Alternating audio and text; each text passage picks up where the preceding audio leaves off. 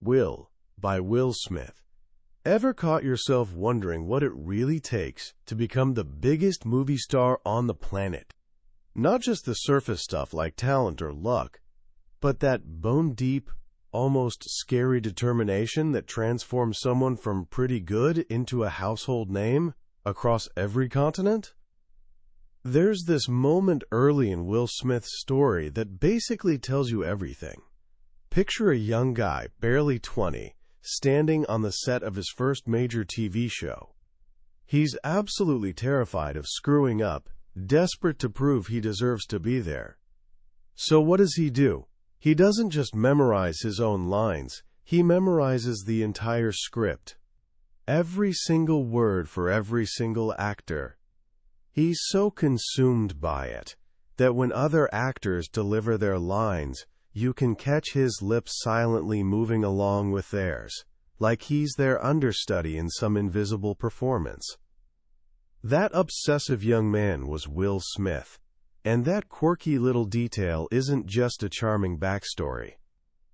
It's actually a keyhole view into the mind of one of the most successful entertainers we've ever seen. It shows you this relentless, almost consuming work ethic that came from somewhere totally unexpected. The book we're diving into today tells his story. It's called Will, and trust me, this isn't your typical celebrity memoir. It's part confession, part instruction manual, and part philosophical exploration of that gap between who we actually are and who we pretend to be for the world. This book has sold millions of copies, not because it's packed with scandalous gossip, but because it reveals something universal. We're all fighting our own fears, whether we're movie stars or not. Over the next while, I'm going to walk you through Will Smith's remarkable journey from the streets of West Philadelphia all the way to the absolute top of Hollywood. But even more importantly, I want to share the profound lesson he learned when everything fell apart and he lost almost everything he'd built. It's about understanding the difference between winning and actually being happy, between chasing what you want and finding what matters, between the protective shell we build around ourselves and the person we were always meant to become. This isn't just about becoming famous, it's about becoming real. Everything you think you know about Will Smith, the action hero who saves the world, the magnetic star who lights up every room, that larger-than-life personality, it all started in a single, devastating moment in a bedroom when he was just 9 years old. It started with fear. Will calls himself a coward. He remembers watching his father, a man he both admired and feared, a man everyone called Daddy-O, punch his mother in the side of the head so hard that she collapsed and spit blood. And in that moment, frozen in the doorway, Will did absolutely nothing. He was her oldest son, the only person who could have helped, and he just stood there. That single moment of paralysis shaped everything that followed. He writes that Will Smith, the global superstar, is mostly a construction, a carefully designed character meant to protect himself, to hide that terrified little boy, to cover up what he saw as his cowardice. That failure became an endless, silent apology to his mother that would drive everything he did for the rest of his life. His father, Willard Carroll Smith Sr., was complicated and powerful in equal measure. Daddy-O was simultaneously a hero and a source of deep pain. He'd served in the Air Force and became a brilliant engineer who built his own refrigeration business from scratch. He ran his family like it was boot camp. Everything was a mission. Cleaning your room wasn't a chore. It was an order to police your area. 99%, he'd tell his kids, is exactly the same as 0. Everything mattered completely, and Daddy-O believed he was preparing his children for a harsh world by drilling unshakable discipline into them. This discipline became Will's secret weapon, even though it was forged in constant tension. One of the most powerful lessons happened when Will was 11. His father decided to build a new brick wall for his shop, and instead of hiring professionals, he assigned the job to Will and his younger brother Harry. For nearly a year, every single day after school, through weekends and holidays, they mixed mortar and laid bricks. The task felt absolutely impossible. Will was convinced he'd grow old and die still working on that wall. One day his father overheard him complaining. Daddy-O marched over, grabbed a brick, and held it up in front of Will's face. "Stop thinking about the damn wall," he said. "There is no wall. There are only bricks. Your job is to lay this brick perfectly, then move on to the next brick." This became the foundation of Will's entire career. It's an unglamorous secret, he admits, but it's the truth. You show up and you lay another brick. Bad opening weekend. Lay another brick. Marriage falling apart? Lay another brick. Through failure, loss, embarrassment, and grief, every single day, he got up, mixed the concrete, and laid another brick. His father gave him his name, but more than that, he gave him his willpower. But while Daddy-O built him up with discipline, he tore him down with violence. The constant fear in his childhood home forced Will to develop incredibly sharp intuition. He learned to read every tiny shift in his father's mood, every flicker in his eyes, every subtle change in his voice. Recognizing these emotional shifts was literally a survival skill. And he found his defense. He decided to be funny. If he could keep Daddy-O laughing, if he could entertain him, then his family would be safe. This was how the pleaser, the entertainer, was born. He processed his father's violent episodes as his own personal failure. He believed he should have been able to keep his father happy, to protect his mother, to make everything okay. It's this desperate need to please, to keep everyone laughing and comfortable, that creates a true entertainer. This need to perform blended perfectly with his wild imagination. As a child, Will lived in fantasy worlds. The line between reality and make-believe was basically non-existent for him. He'd tell such elaborate stories that people thought he was a liar, but he explains that he didn't lie about what he saw. His perception itself lied to him. His mind would automatically create whatever story he felt people needed to hear to feel okay. This imagination was both a gift and a curse. He went through a passionate cowboy boot phase, wearing them with shorts, which in West Philadelphia was basically asking for trouble. He once asked for a Raleigh chopper for Christmas, one of those low-rider bikes with the giant banana seat, while all his friends got matching Huffy mountain bikes. He genuinely thought he was the coolest kid on the block, the leader of the crew. They just laughed at him. But this delusional confidence would eventually become his superpower. When you don't realize you can't do something, you just go ahead and do it. When producers asked if he could act, he said, of course, even though he'd never acted before. When studios claimed a black lead couldn't sell movies internationally, he genuinely couldn't understand how someone so obviously wrong could have that job. His rules were just different. Living in your own world has consequences, though. He was skinny, unathletic, and seen as an easy target.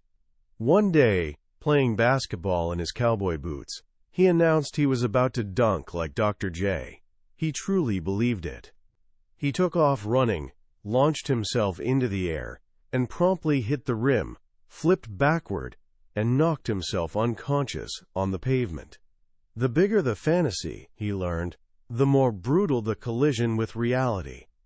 While his father represented discipline, his grandmother Gigi was pure love.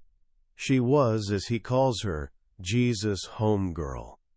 She worked the graveyard shift as a nurse to support the family and became the moral center of his life. Her approval felt like God's approval. She encouraged him to perform, organizing church recitals and talent shows. At 11, He played the song Feelings on the piano for her at a church Easter show. He says the look on her face in that moment, pure, unconditional adoration, is something he's been chasing in the eyes of every woman he's loved since. In that performance, he discovered something powerful. He could hide behind a mask and still be loved, gaining everything while risking nothing. The concepts of love and performance fused together in his mind. Great performances earned you love. Bad performances left you abandoned and alone. This was his world, constantly navigating between two cultures, the black world of his neighborhood and the white world of his Catholic school. At school, he was the black kid. In the neighborhood, because of his proper speech and middle-class upbringing, he was never quite black enough. Humor became both his weapon and his shield. Funny is colorblind. If he was making the white kids laugh, he wasn't just a racial category. If he was making the neighborhood kids laugh, he wasn't getting beaten up. If he was making Daddy-O laugh, his family was safe. Laughter literally equaled survival. But his high school career opened with a brutal lesson about the power of words. On his first day at the predominantly black Overbrook High, terrified and trying to feel safe, he used humor. He stood up in the crowded cafeteria and announced, "He's here. Y'all can relax." A kid nearby muttered that nobody cared. Will shot back with a slick comeback. "Give me 10 minutes, your girl's gonna care." An hour later, that same kid snuck up behind him on the stairs and cracked him in the head with a combination lock, knocking him unconscious. Lying in bed that night, his mouth bloody and his head throbbing, he realized something profound. His words had created his reality. He wasn't weak. He was incredibly powerful, but he had no control over that power. His grandmother had once found his rap book filled with curse words. She didn't yell at him. She just left a note inside. Truly intelligent people do not have to use language like this to express themselves. Please show the world that you are as intelligent as we think you are. That night, lying in bed, he decided to use his words to lift people up, to help rather than hurt. He never cursed in his rhymes again. This was when the Fresh Prince truly began to emerge. Hip-hop was exploding, and Will, with his clean rhymes and comedic storytelling style, quickly built a reputation. He was clever, but his real weapon was humor. He understood that you simply can't beat funny. You can be the toughest rapper alive, but if someone lands a punchline that makes 40 people laugh at you, you're finished. His constant practice, fueled by Daddy-O's work ethic, made him nearly unbeatable in rap battles. He found his voice, and with it, a new kind of power. This power led him to a young DJ who was making waves in Philly, a musical genius named Jeffrey Allen Towns, better known as Jazzy Jeff. Will was supposed to battle Jeff's MC at a house party, but the MC never showed up. Will offered to fill in, just until the other guy arrived. What happened next was pure magic. It was what athletes call the zone. Will writes that it felt like they already existed as a group, and just had to catch up to themselves. Jeff could sense every punchline coming, dropping the track at the perfect moment. Will could read Jeff's transitions, knowing exactly which scratch was coming next. That night, in a basement in West Philadelphia, DJ Jazzy Jeff and the Fresh Prince was born. Their rise was meteoric. They practiced constantly in Jeff's basement, which became a sanctuary, a creative workshop. Jeff's work ethic was the only one Will had ever encountered that matched his own. They were creating something new, blending musical sophistication with humor and storytelling. In 1986, their single Girls Ain't Nothing But Trouble started getting serious radio play. This created major tension at home.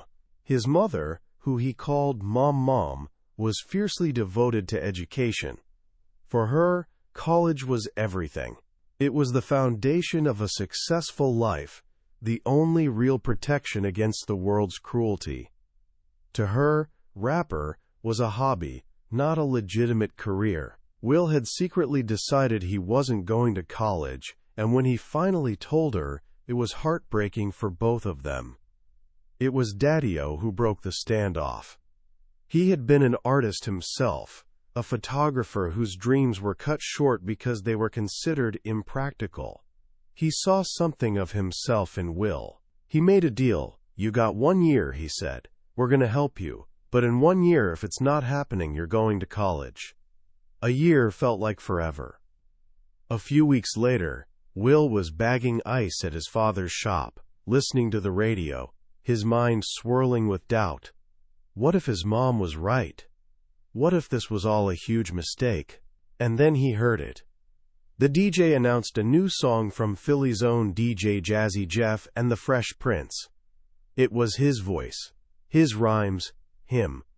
On the radio. It was the joy of validation, the joy of being right about himself. What followed was a whirlwind. Their debut album, Rock the House, went gold. They toured with hip-hop legends like Run DMC, LL Cool J, and Public Enemy. Will was an adventurer, absorbing every new experience.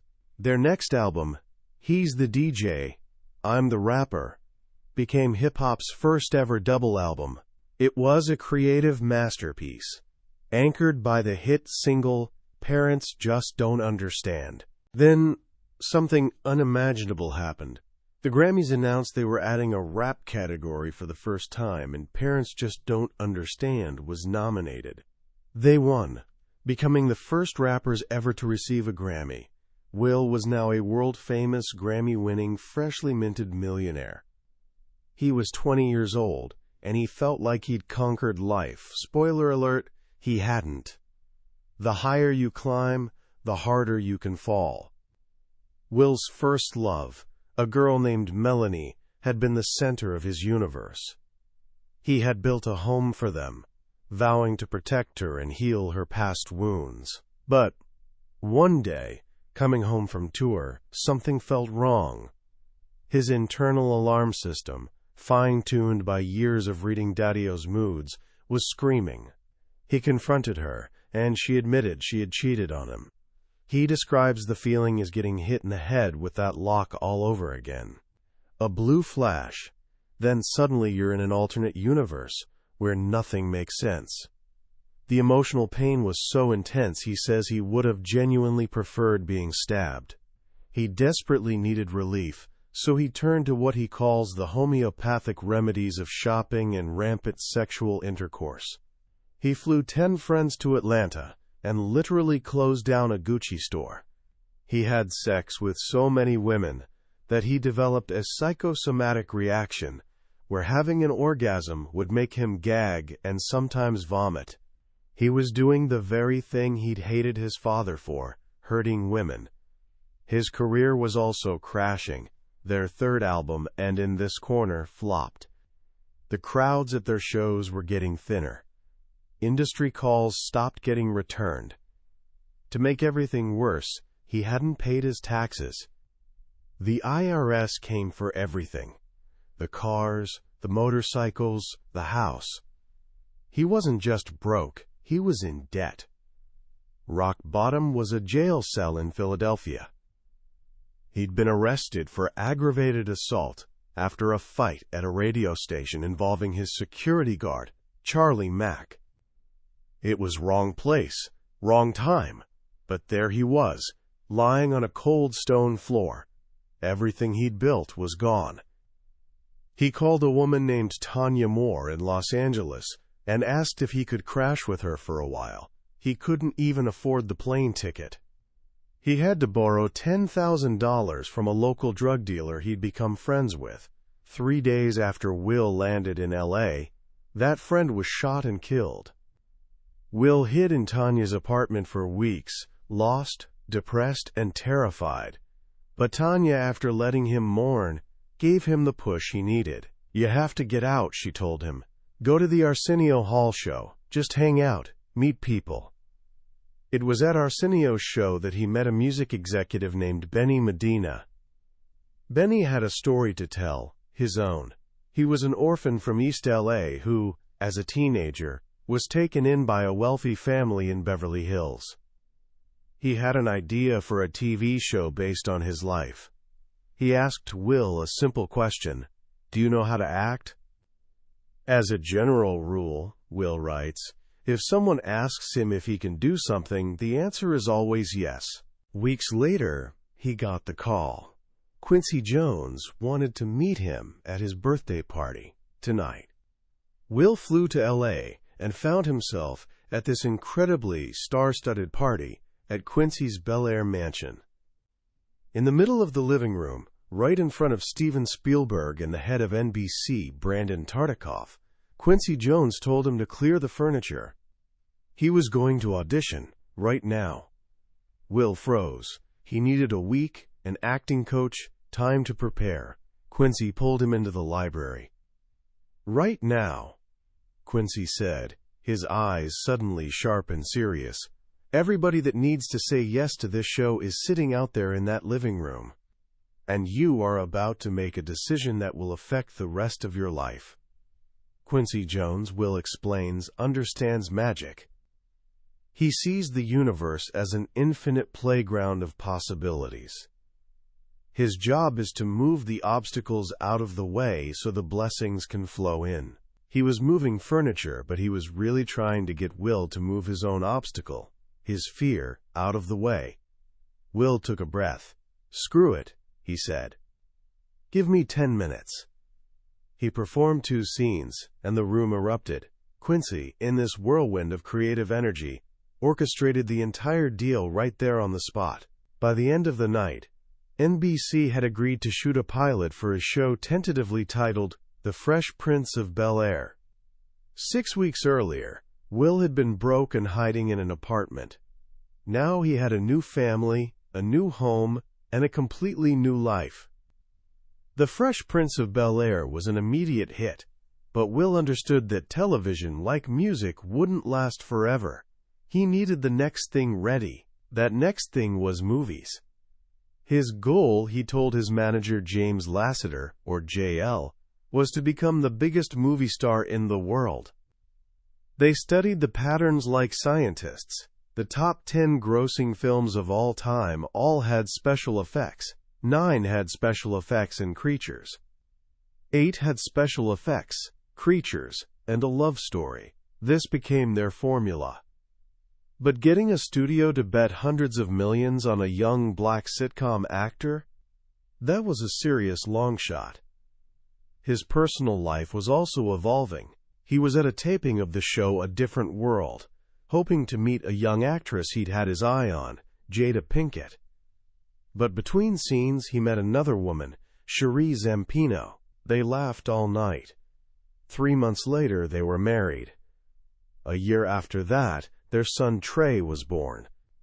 On the night Trey was born, Will fell to his knees, sobbing uncontrollably, terrified of the responsibility. He made a vow. He was going to be the best father this planet had ever seen, or he was going to die trying.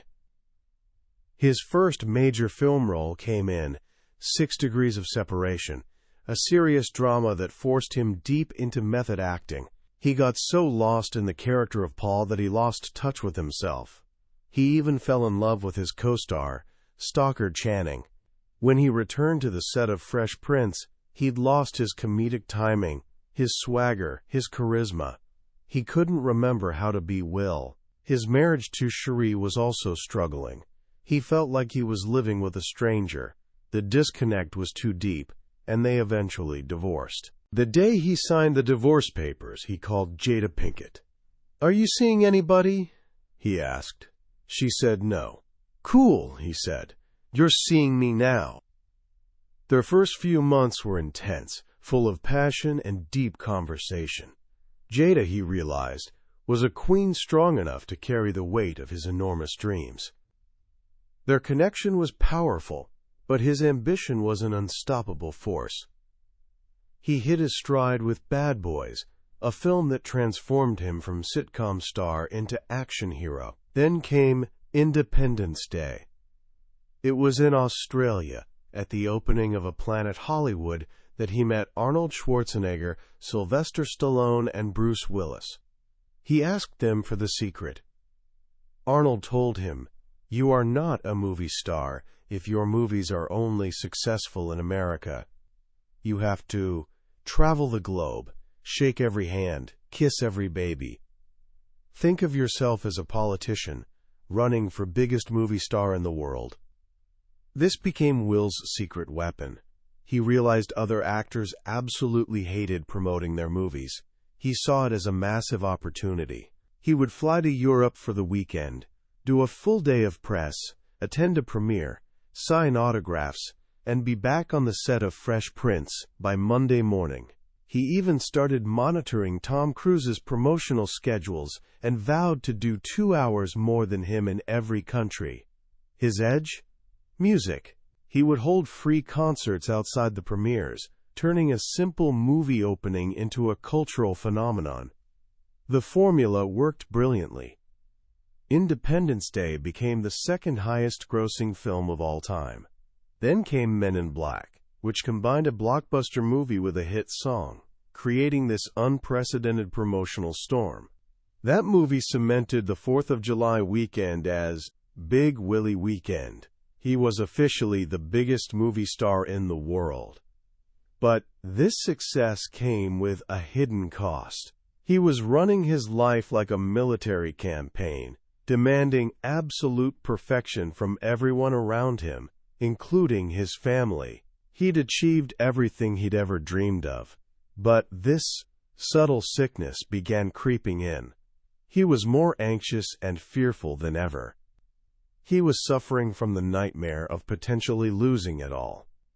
I Am Legend had the biggest December opening ever, but his first question to JL was, "Why do you think we missed 80 million?" He was trying to fill an internal emotional void with external achievements, and it wasn't working. Jada had put her own dreams on hold to support his vision. She'd dreamed of having a heavy metal band, Wicked Wisdom. She even landed a spot on Ozfest. But when Guns N' Roses asked her to open for them, the tour conflicted with filming The Pursuit of Happiness, a movie Will was making with their son Jaden. Jada turned down the tour. She'd boarded the Will train, and there seemed to be no getting off. The breaking point came at Jada's 40th birthday party. For 3 years, Will had planned what he called the Taj Mahal of birthday parties, a surprise 3-day event in Santa Fe. He commissioned a documentary about her life, tracing her family lineage all the way back to slavery. He flew in her favorite artists. Mary J. Blige gave a surprise performance. It was this massive, public display of his love, designed to fix everything between them. After the grand unveiling of the documentary, they went back to their hotel room. Jada was completely silent. "That was the most disgusting display of ego I have ever seen in my life," she finally said. They screamed at each other until their daughter Willow emerged from her room, crying, hands covering her ears. "Just figure it out! Both of you, figure it out!" Their marriage wasn't working. They were both miserable. "I retire," Will told her. "I retire from trying to make you happy. You go do you, and I'm going to go do me." It was the brutal death of their romantic fantasies. They agreed to let each other go, to find their own happiness separately, and then bring that wholeness back to the relationship. This period of separation launched Will on a profound journey of self-discovery. A trip to Trinidad, where he was forced to be alone and without his usual security team, made him realize he was an addict, not to drugs or alcohol, but to work, to winning, to the approval of others. He was addicted to filling every single second of his life, so he wouldn't have to actually feel anything. He embarked on a 14-day silent retreat, completely alone in a house in Utah. For the first time, he was forced to just be with himself, and he discovered he didn't particularly enjoy his own company. This led him deeper, including over a dozen ayahuasca ceremonies.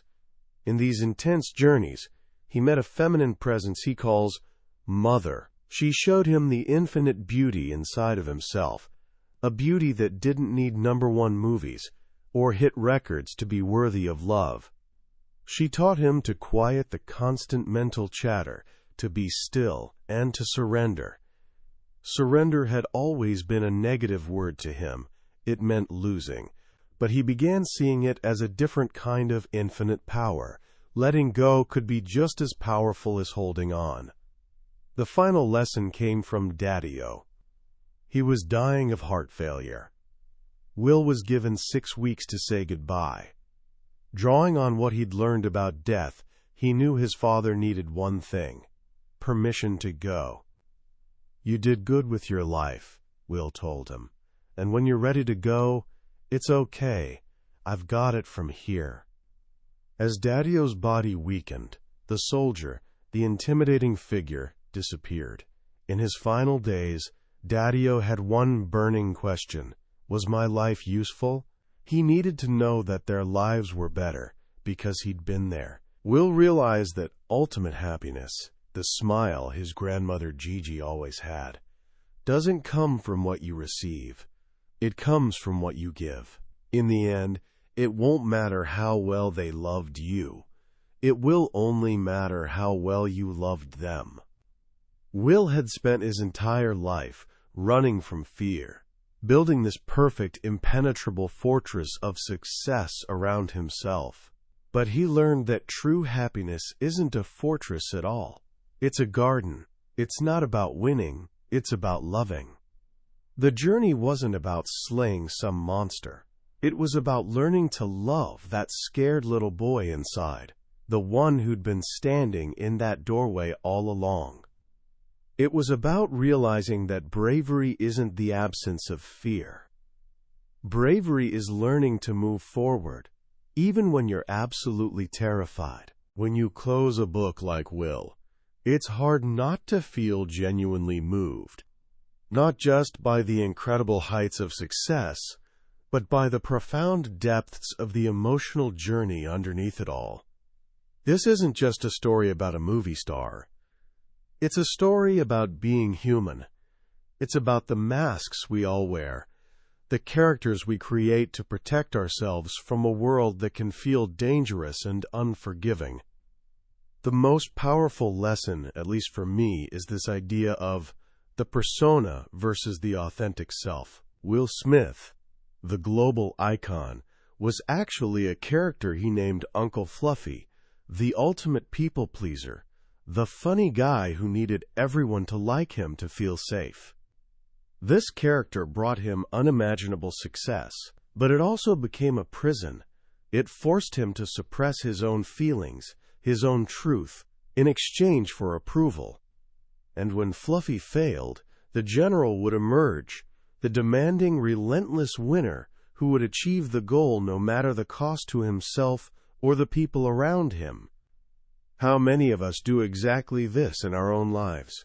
We create a version of ourselves for work, another for our friends, another for our family. We become so skilled at playing these roles that we completely forget who we are when nobody's watching. We forget what we genuinely want, what we truly feel. Will's journey is this powerful reminder that the real adventure isn't conquering the external world. It's finding your way back to your authentic self.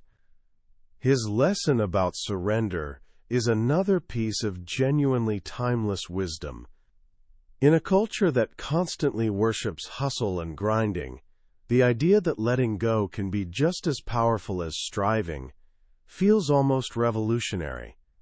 His relationship with the ocean, what he calls the Big She, is this beautiful metaphor for life itself. You can't control it. You can't force it to bend to your will. You can only learn to respect its power, understand its currents, and dance within its rhythm. True power isn't about forcing your will on the world. It's about alignment with something bigger. So what can we actually take from this? I think it starts with a simple but courageous act. Ask yourself the questions Will had to face. Who are the characters you play? What are they protecting you from? And what would your life actually look like if you didn't need anyone's approval but your own? What would you do if you weren't afraid? This journey from fear to freedom isn't an easy one. It requires looking directly at the darkest parts of ourselves, the parts we've carefully hidden away. But as Will's story beautifully shows, on the other side of that fear isn't just success. It's peace. It's genuine love. It's the freedom to finally, truly be yourself. That was a summary of Will by Will Smith. We've covered the major themes and stories today, but I'll be honest with you, a summary can only take you so far. The real power of this book lives in the nuance, the vulnerability, and the raw honesty of Will's voice. It's in those quiet moments between the blockbuster hits, when a particular story or a simple phrase hits you in a way you didn't expect. This summary is designed to help you decide if this book is worth your time. If anything we've talked about today has genuinely resonated with you, I highly recommend grabbing a copy. Reading it isn't just about learning facts. It's an experience that can genuinely shift the way you see yourself, your fears, and your own incredible potential. The link to the book is in the description below. Also, if you found this journey valuable, please show your support by hitting that like button and subscribing to the channel. It lets us know we're on the right track and ensures you won't miss our next exploration into another life-changing book from the billionaire's bookshelf. Let's keep growing together.